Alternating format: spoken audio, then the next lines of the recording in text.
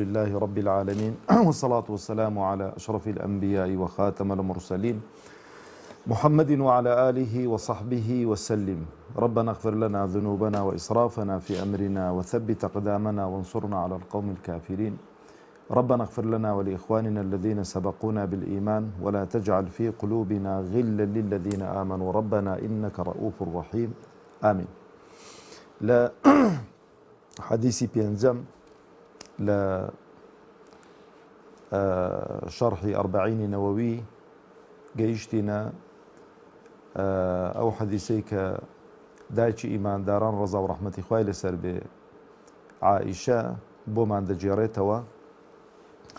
دفرمي عن أم المؤمنين أم عبد الله عائشة رضي الله عنها قالت قال رسول الله صلى الله عليه وسلم من أحدث في أمرنا هذا ما ليس منه فهو رد. بخاري ومسلم رضا ورحمة إخوائي لسر أو فرمودين روايات كردوها لا رواياتي مسلم دا بشوازي شديكة هاتوا دا فرمي من عمل عملا ليس عليه أمرنا فهو رد. زانان دا فرمون أوي مسلم عام ترى شامل ترى لا أوي ديك كذا فرمي من أحدث في أمرنا هذا ما ليس منه فهو رد. طبعا هردو حديثك بنسينيتي قوري أو شريعة أو دينا وشرح زوري لسر كراوة وبتايبتيش إمام النووي رضا ورحمة إخوائي لسر بي أو فرمودانيك هالبجاردون هموي با ما بس هالبجاردون أو فرمودانا كفرمودا كان بانتاييش زور فراوانيان هي وبتايبتيش لجياني إيمي مسلمان دوباره دبيتو زور جاري بو عبد الله دايتشي عبد الله بو عائشة بكار هات وطبعا عائشة شكل خزانة كان في غنبري إخوة عليه الصلاة والسلام ويكم آفرتيش بو كماري كردوا وواستويته ككذبوا معلومي زنابتانا وخزانة كان دي كي في غنبري إخوة عليه الصلاة والسلام هموي لخوي قورة تربون زوربي لخوي بتمن تربون بتايبتيش يكم جن كهناي في غنبري إخوة عليه الصلاة والسلام 15 ساڵان لە خۆی گەورەتر بووە. دایکی ئیمانداران بۆ پێی دەگوترێ عەبدیلا لە ناو عەرەب کونیە بەکاردێنرێتن بۆ ژن و بۆ پیاوە. یعنی شتێک نیە بڵێ وەڵا ئەگەر دەبینی کوڕە ژنیشی نەیناوە پێی دەگوترێ ئەبوو عەلی ئەبوو ئەحمەد ئەبوو فەلاح یان هەر ناوێکی دیکە بۆ ئافرەتانیش ئەو بەکار هاتووە. دایکی ئیمانداران منداڵی هەبوویان نەبووە قسەیەکەیە دەفەرمون منداڵێکی بۆ بەڵام لەبەری چوە بەڵام قسەی بەقووەت ئەوەیە کە هیچ منداڵی نەبوون بەڵام کونیەکەی عەبدیلایە ڕەزا و ڕەحمەتی خوای لەسەر بێ و زۆرترین فەرمودەی پێغەمبەری خوا عەلەیهی سەڵات وسەلام کە ڕیوایەت کراون لەو دایکی ئیمانداران بۆمان ڕیوایەت کراوە و هەموو خێزانەکانی پێغەمبەری خواشە عەلەیهی سەڵات وسەلام پێیان دەگوترێتن دایکی ئیمانداران و دایکی ئیماندارانیشن. ئەحکامی تایبەتیان هەیە گەر تەمەن باقی بوو لە شوێنێکی شاڵە بۆتان باز دەکەم کە لێرانە پێم خۆش نییە بچمە سەری. دەفەرمێ قال رسول الله صلى الله عليه وسلم فەرمووی پێغەمبەری خوا عەلەیهی الصلاة والسلام فەرمووی واتە بۆ خۆی گوێی لە پێغەمبەر بووە عەلەیهی الصلاة والسلام. کەچی فەرمووی پێغەمبەری خوا عەلەیهی الصلاة والسلام فەرمووی من أحدث في أمرنا هذا ما ليس منه فهو رد. من أحدث في أمرنا هذا ما بستي تيل من أحدث في أمرنا هذا ما بستي في شريعته يعني هر كسي شتيك لو شريعتي زيادك لو ديني زيادك ما ليس منه أويك خواو بيغمبري خوا دايان ننابيتن أويك خواو بيغمبري خوا دايان ننابيتن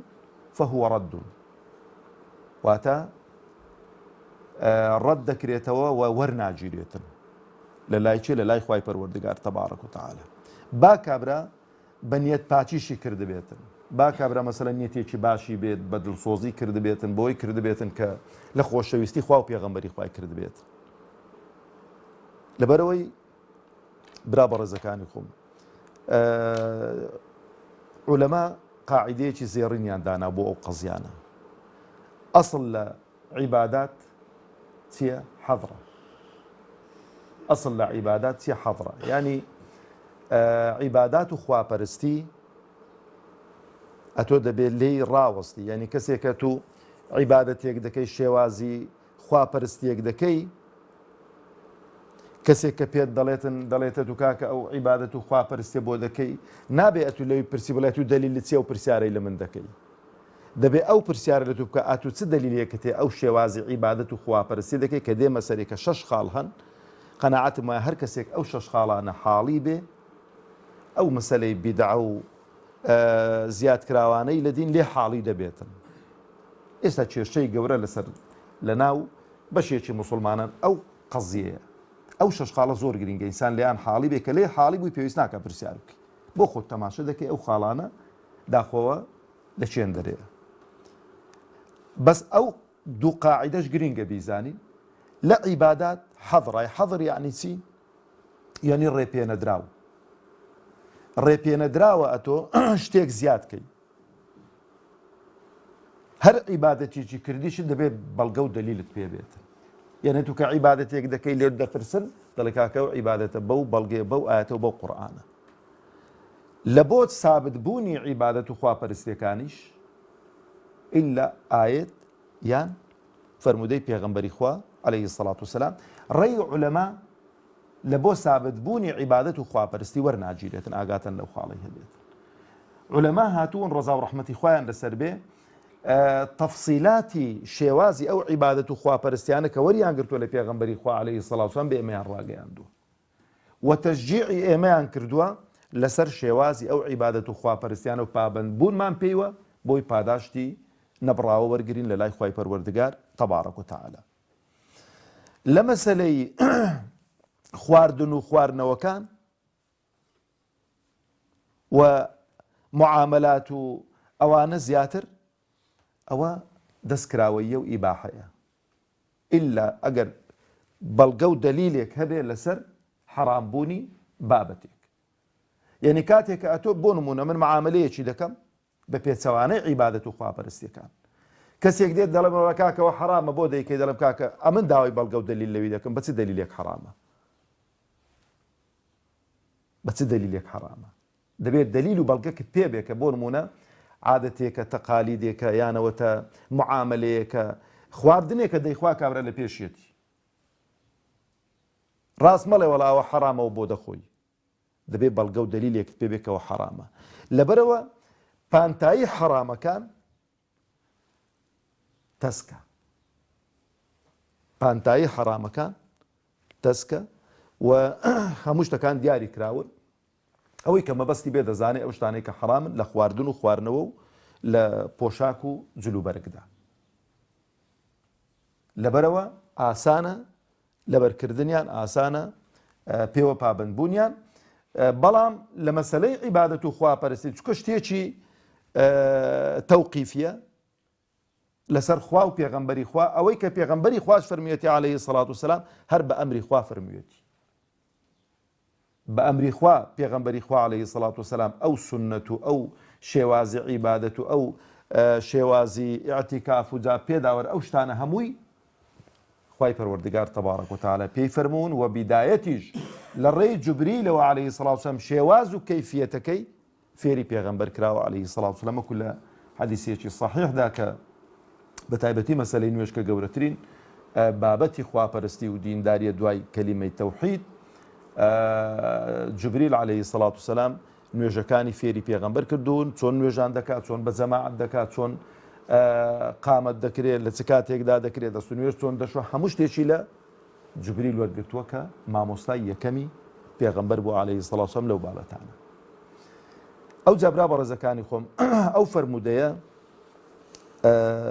زۆر گرینگە، چونکە ئینسانەوە دووبارە دەبێتەوە لە ژیانی ئێمەی موسڵماندا. دەفەرمێ لە ڕیوایەتی موسلیمدا من عەمیلە عەمەلەن، هەر کەسێک کردەوەیەک بکە لەیسە عەلەیهی ئەمڕنا فەهوە ڕەدون، ئەگەر ئەمر و فەرمانی ئێمەی لەسەر نەبێ ئەوە بەڕوویدا دەدرێتەوە. تەبەن لێرانە برا بەڕێزەکانی خۆم بابەتێکی وەکو گوتم زۆر گرینگە ئەو 6 خاڵەی لەبەرکەن. بۆ خۆشم و بۆ ئێوەش و بۆ عامی و برایانە و خوشک و برایانی کە گوێبیستمان دەبن بۆی کە لە ژیانی ڕۆژانەماندا تحقیقی متابعی پابندبوونمان بە قورئان و سنەتی پێغەمبەرەوە بێ عەلەیهی سەڵات وسەلام بە تایبەتی لە بابی موافقەکردنی شەریعەت و موافقەکردنی سنەتی پێغەمبەری خوا عەلەیهی سەڵات وسەلام بۆ شێوازی عیبادەت و خواپەرستیەکان 6 خاڵ گرینگە بیزانین. یەکەمیان سەبەبی ئەو عیبادەت و خواپەرستی. هەندێک عیبادەتەن سەبەبیان بۆ دیاریکراوە کە دێم نمونەتان بۆ دێنمەوە. دووەمیان جنسەکەی خودی عیبادەتەکەی. ئەوجا کەمیە یعنی قەدرەکەی کەمیەتەکەی ئەو عیبادەتە چەندە. چکە هەندێک عیبادەتن دیاری کراوە ئێستا بۆ نمونە نوێژی نیوەڕۆ 4 ڕەکعاتە. ئەتوانی بیکەیە 5 خۆ نوێژێکێکە لەو شتانەی کە ئینسان لە خوا نزیک دەکات و ڕکعاتەکان زیادکە نزیکترت دەکات و یان قەزیەکەت لێ هەڵدەوەشێنێتەوە. ئەوجا شێوازەکەی کەیفیەتەکەی ئەوجا زەمانی کاتەکەی و ئەوجا مەکانەکەی شوێنەکەی. ئەو 6 خاڵە ئەگەر ئەو 6 خاڵانە حاڵی بووین دەزانین ئەو شتانەی کە ڕۆژانە مەسەلەن دووبارە دەبنەوە و خەڵک دەیکات و ئەوە دەکرێت ئایا بالفعل ئەو شتانە لە بابی عادەتن یان لە بابی عیبادەت. ئەگەر لە بابی عادەت بوون ئەو ئیشکالێکی لەسەر نامینیت. ئەگەر لە بابی عیبادەت بوون ئەو فەرمودەی پێغەمبەری خوا عەلەیهی سەڵات وسەلام من عەمیل عەمەلا لەیس عەلەیهی ئەمڕنا فەهوە ڕەد. ئەو بەدموچاویدا دەدرێتەوە لە جیاتی پاداش وەرگریتەوە سزا دەدرێتن. یەکەمیان دەفەرمێ لە هەموو خاڵانیەوە دووبارە کردوم دووبارەی ناکەمەوە ئەن یەکونە العەمەل موافقا للشەریعە. ئەو ئیشەی کە دەیکەی ئەو کردەوەی کە دەیکەی دەبێت موافقی شەریعەت بێتن. کە موافقی شەریعەت بێ یانی چی لە دەرسەکانی ڕابردوو ئیشارەمان پێ کرد دەبێ ئیخلاصت بۆ خوای پەروەردگار تەبارەک وتەعالە وما أمروا إلا ليعبدوا الله مخلصين له الدين خالصا ئەو عیبادەتەی کە دەیکەین دەبێ مەبەستمان خوا بێ. دوو دەبێ چ بێ بە سنەتی پێغەمبەر بێ عەلەیهی سەڵات وسەلام خذوا عنی مناسککم صلوا كما رأيتموني أصلي. دەبێ ئەوە سابت بێتن. ئەو دوو خاڵەت دائیمەن ئینسان دەبێ هەر ئیشێکی کردی ئیشی هەڕەمەچی نەکەین فکری لێ بکەینەوە خۆمانێک لا کردوتەوە بۆ خوا تەبارەک وتەعالە ئەوجا پێغەمبەر ئاوای کردووە دەستی پێ بکەی ناوی خوای لێ دێنی. ئەوە زۆر زۆر گرینگە. سەبەبەکەی برا بەڕێزەکانی خۆم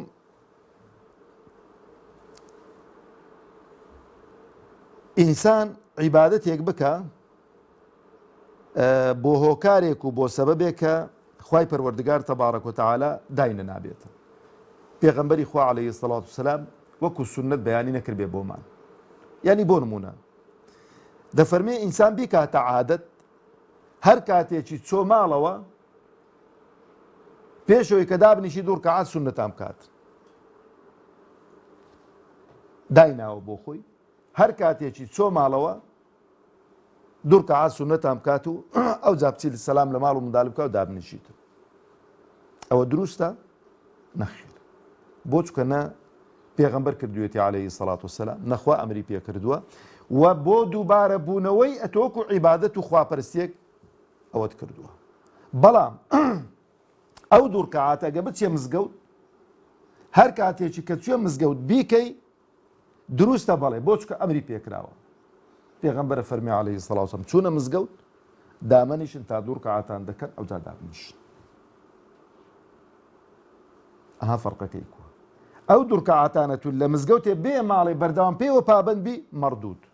نە پاداش وەردەگریەوە و بەوەش لە قەڵەم دەدرێ کە شتێکت زیاد کردووە لە دین ئەتوو خراپە. خودی عیبادەتەکە خودێت چ دەکەیت لە نوێژەکەیدا فاتیحەیە خوێنی سوورەتی ئیخلاس یان هە سوورەتێکی دیا خوێنی ذکرەکان ناکەی ئەڵڵاهو ئەکبەر یاکەی سوبحان الله سبحان اللهەکانەکەی تەحیاتێ خوێنی دوعا ناکەی لە تەحیاتێ بەڵام ئەگەر باش بایە و چاک بە پێغەمبەری خوا عەلەیهی سەڵات وسەلام پێی دەفەرمووی لەبەرەوەی هیچ شتێکی چاک نەماوە لەو شەریعەتەدا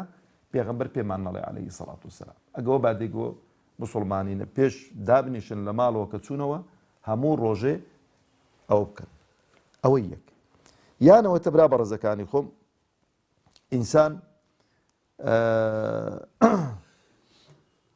نمونەیەکی دیکەی هێناوەتەوە غەزوەی بەدر کە یەکێکە لەو غەزوە گرنگ و مهمانە و وەرچەرخانێکی نەوعی بوو لە داعوە و سەحوە و لە تاریخی ئیسلامی سەرکەوتنی حەق بەسەر باتیل و کوشتنی حەفتا سەرسەرانی قوڕەیش و ئەسیرکردنی حەفتا لەوانە ئایا دروستە ئینسان ئەو ڕۆژە بکاتە وەکو بڵێ یادێک و هەموو ساڵێ دووبارەی کاتەوە بیکاتە ئاهەنجێک و ئەوانە جابینە هەموو ئەوکانی دیکە پێداوەرە قیاسیکە لەوەی دروست نییە بۆ دروست نییە دەڵێ لەبەرەوەی مادام وەت لێکە وەکو جەژنێک معاملەی لەگەڵ دەکەی ئەوە هەموو ساڵێ دووبارەی کێ و هەموو ساڵێ ئاهەنجی بۆ بجێڕی و هەموو ساڵێ ئەوە بکەی ئەگەر شتێکی باش بایە یان ڕێ پێدراو بایە پێغەمبەری خوا عەلەیهی سەڵات وسەلام چەند ساڵێک دوای غەزوەی بەدر ژیا ئەوەی دەکرد هاوەڵان دەیان کرد تابعی دەیان کرد کە باشترین و چاکترین قەڕنن و ئینسان خۆ لەو شتانە بپارێزی کە لە کاتێکی محەدەد و لە شوێنێکی محەدەد وەکو جەژنەکان دووبارە دەبێتەوە هەموو ساڵێ دووبارەکردنەوەکەی دەچێتە بابی جەژن و یادە ئەو دوو یادە پیرۆزەی کە پێغەمبەری خوا عەلەیهی سەڵات وسەلام دوو جەژنی بۆ ئێمە داناون کە جەژنی قوربان و جەژنی ڕەمەزانن و خەڵکی مەدینەی کە هاتۆتە مەدینەی دوو ڕۆژیان هەبوون یاریان تێدا کردوون جەژن بوون هەموو ساڵی لەوەی پێغەمبەر نەهی لێ کردوون فەرمووی ئەبدەلەنە الله بخەیر منهما خوای گەورە دوو شتی چاکتری پێداوین کە ئەو دوو جەژنەنە ئەویش بە خۆتان دەزانن دوای عیبادەت و خواپەرستێکی گەورە چونکە ئینسانی موسڵمان کەنجین لە عیبادەت و خواپەرستی تەواو بوو جەژنە بووی ڕەمەزان پاش 28 ڕۆژ 29 ڕۆژ 30 ڕۆژ تەواو دەبێتن ڕۆژوو دەگرێ برسی دەبێتێنی دەبێت ئەو جای ئەلانی دەکات جەژنە بۆ چکە زاڵ بۆ بەسەر نەفسی خۆیدا زاڵ بۆ بەسەر شەیتانیدا لە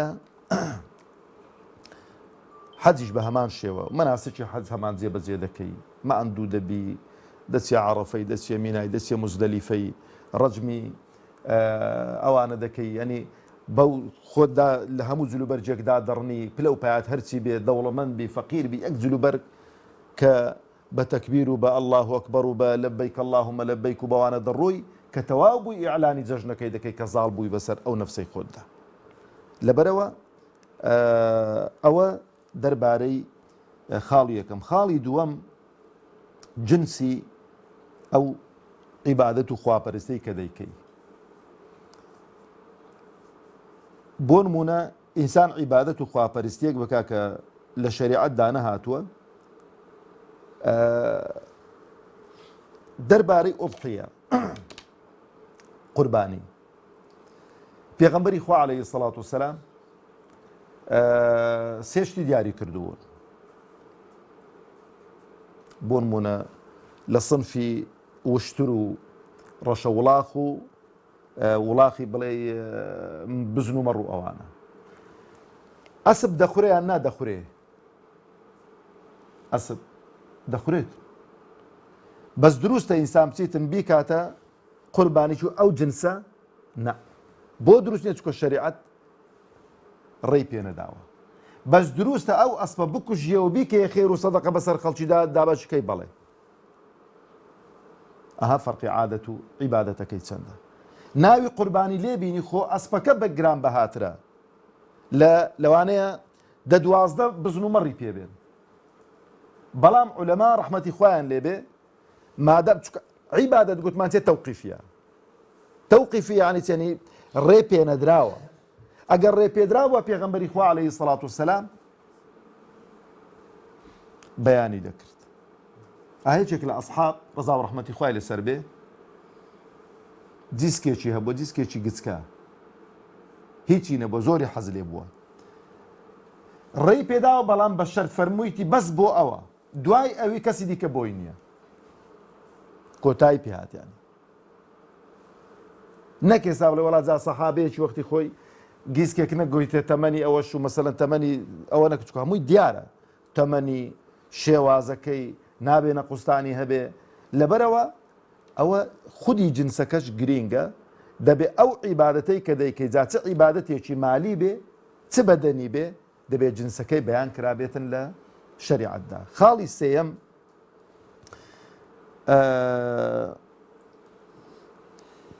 قەدەرەکەی کەمیەتەکەی کابرا بێتن بۆ نمونە لەوەی کە شەریعەت دیاریکردێ زیاتری بکات زیاتری بکەیان کەمتری بکە دەست و نوێژ شتێکی چاکەیان نا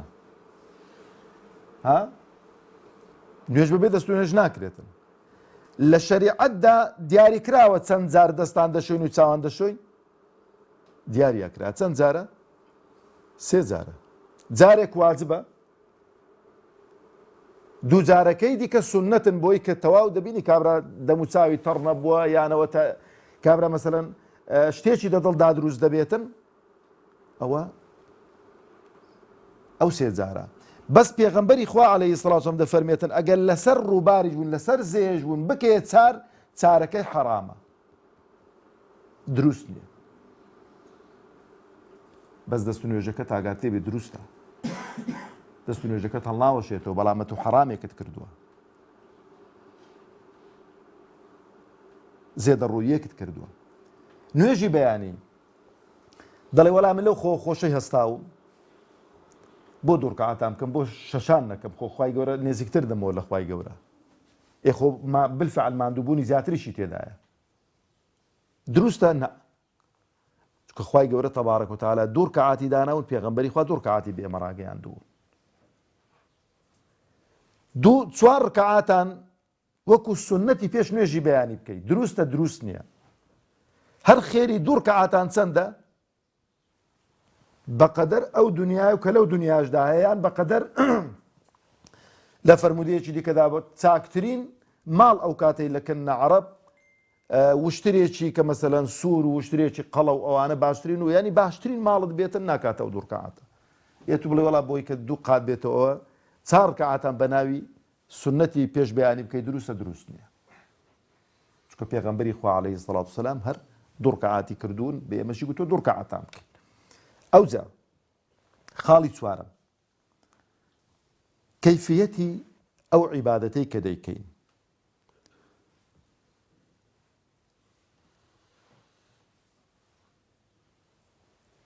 کابرا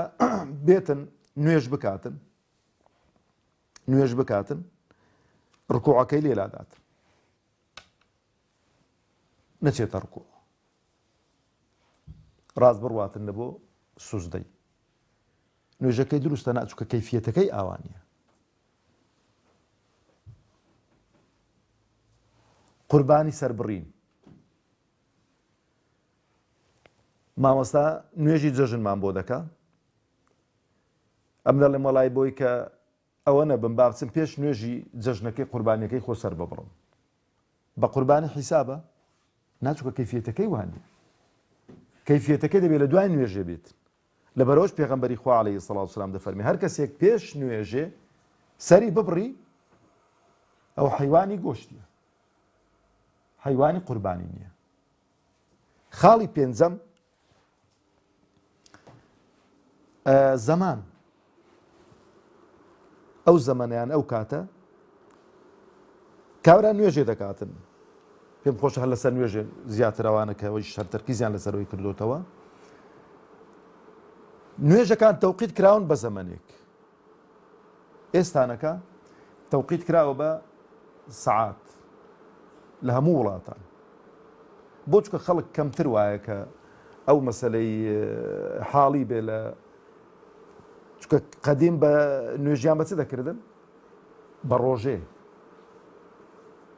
ڕۆژیان دانابوو کە ڕۆژ بێتە ناوەندی ئاسمانێ سێبەری هەموو شتەکان وەکو بڵێ نەمێنێتیان تۆزێک لار بیتەوە نیوەڕۆ ئەو جا لە ئیدی کە لە عسرێ سێبەرەکەی لە خۆی تێپەڕێت و دوو هەندە بێتەوە جا پێداوەرە ئاوایان کردبوو هەمووش حاڵی دەبوو خەڵکەکە هەموو چاوی تێکرد بە دێزانی چ نوێژەکە چ کاتێکە بەس ئێستا تەوقیتەکە دانراوە ئەتونی وەڵی بەپەلەمە بە سەفەر هاچم نوێژی نیوەڕۆیە سعات 12 و 20 دقەیە بیتن ئەوڕۆ بۆ نمونە سعات 12 وەڵا 20 دقە هیچ نیە با نوێژی نیوەڕۆی بکەم و بڕۆم و نوێژەکەم لە دەست نەچیتر نوێژەکەت لە دەست چکە زەمەنی نەهاتوە زەمەنی نەهاتووە خاڵی شەشەم و کۆتایی